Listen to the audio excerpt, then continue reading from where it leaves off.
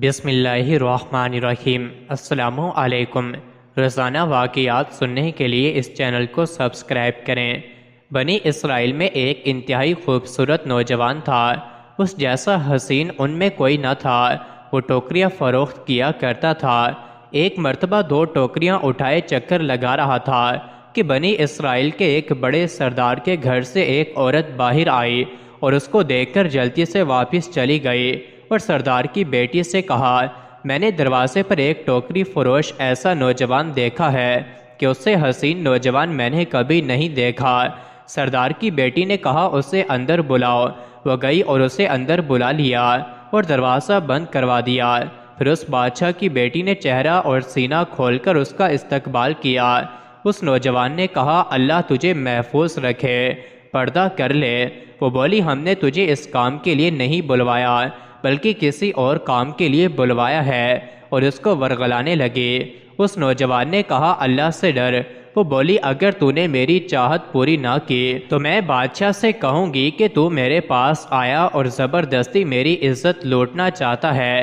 اس نوجوان نے وضو کا پانی منگوانے کا کہا تو اس لڑکی نے باندی سے کہا، اس کے لیے وضو کا پانی محل کے اوپر رکھنا کہ یہ بھاگ نہ سکے۔ جب یہ محل کے اوپر پہنچا تو کہا، اے اللہ، مجھے ایک معصیت کی دعوت دی گئی ہے اور میں نے یہ پسند کیا ہے کہ میں اس محل سے چھلانگ لگا لوں گا لیکن گناہ نہ کروں گا۔ اس نے بسم اللہ پڑھ کر چھلانگ لگا دی۔ اللہ کی رحمت کو جوش آیا۔ اللہ نے ایک فرشتہ اتارا۔ اس فرشتے نے اسے نرمی سے پکڑ کر زمین پر اتار دیا۔ جب وہ صحیح سلامت زمین پر پہنچ گیا تو دعا کی، اے اللہ، مجھے ایسی روزی عطا کر دے جو مجھے ٹوکریوں کے کاروبار سے بے نیاز کر دے۔ اللہ تعالیٰ نے اس کی دعا قبول کی اور سونے کی ٹڈیوں کا ایک لشکر بھیجا۔ اس نے انہیں پکڑا اور اپنا کپڑا بھر لیا اور کہا، اے اللہ، اگر تو نے یہ رزق مجھے دنیا میں سے عطا کیا ہے تو اس میں برکت عطا فرما، اور اگر یہ آخرت میں سے کم ہوا ہے تو مجھے اس کی کوئی ضرورت نہیں۔ آواز آئی، یہ تیرے خود کو زمین پر چھینکنے کے اجر کا 15واں حصہ ہے۔